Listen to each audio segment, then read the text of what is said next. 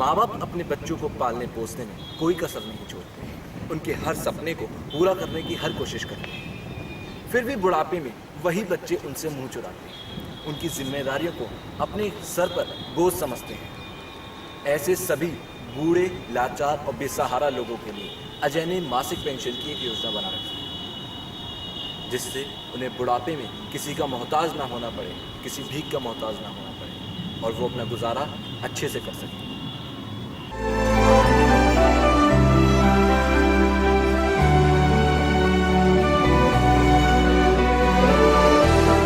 शहर के अंदर जब लोग वृद्ध हो जाते हैं तो उनके बच्चे जो हैं वो अपने माता पिता की सेवा नहीं करते हैं।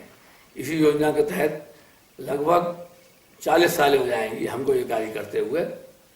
लगभग 120 महिलाएं, वृद्ध महिलाएं प्रति माह उनका माहवार सहयोग बना हुआ है, वो आकर के पैसे ले जाती हैं एक सहयोग राशि के रूप में।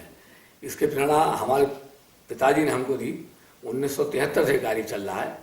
एक महिला की बूढ़ी महिला थी, उनके रुपये उन्होंने दिए थे और उसी योजना को आगे बढ़ाते हुए अब तक 120 से 25 महिलाएं प्रति माह आर्थिक सहयोग ले जाती हैं और जो कि अपने भरण पोषण के लिए उसका इस्तेमाल करती हैं।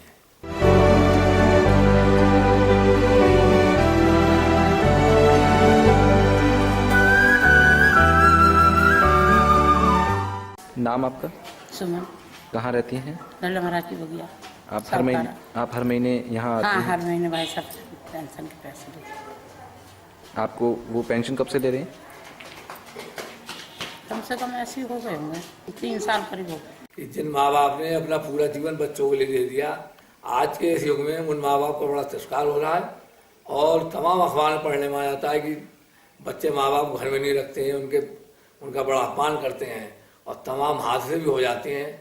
ऐसे लोगों के लिए हमारी योजना है कि गढ़ मुक्तेश्वर पे बहुत अच्छे आश्रम चल रहे हैं, वृद्धाश्रम चल रहे हैं कि जिनमें आदमी अपने हजारों महीने का लगभग का खर्चा है और वो स्वयं अगर वहन करना चाहे तो वहाँ जा सकते हैं।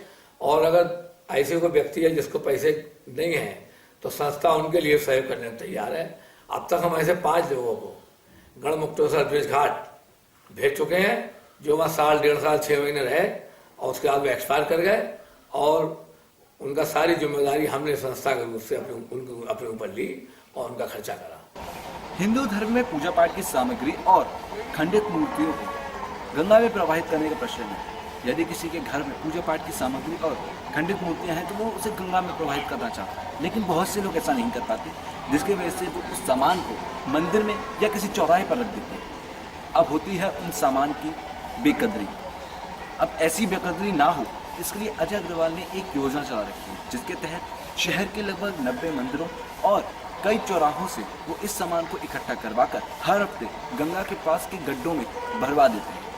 गंगा के गड्ढों में इसलिए जिससे गंगा दूषित भी ना हो और वो सामान अपनी सही जगह पे पहुंच जाए, उसकी बेकदरी भी ना हो।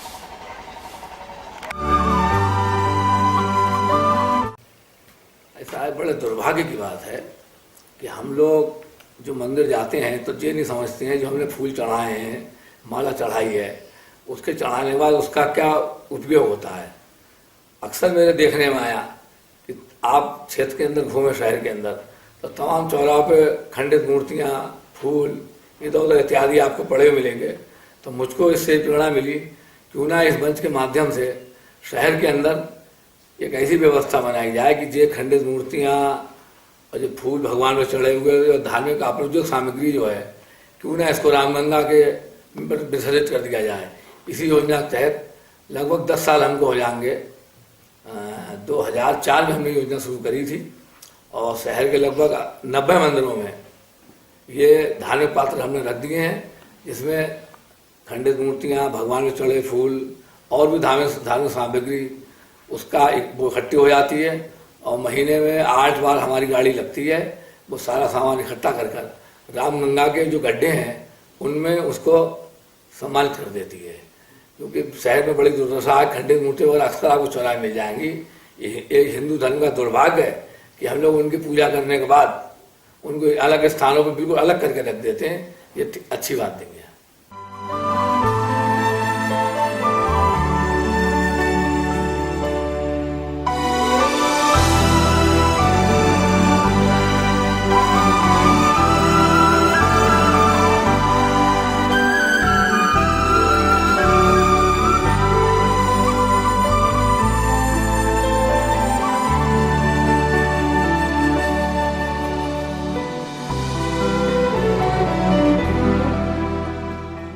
अजय अग्रवाल इस अभियान में अकेले ही चले थे, लेकिन आज उनके साथ पूरा शहर है।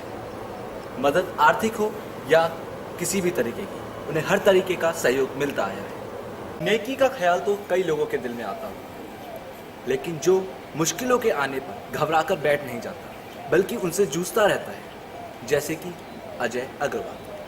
मैं अकेला ही चला था, रास्ता ए मंजिल मगर, लोग आते गए, काफिया बंद खुदा है यारो,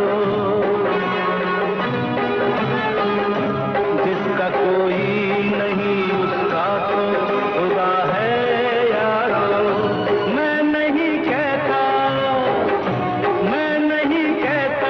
किताबों में लिखा है यारो, जिसका कोई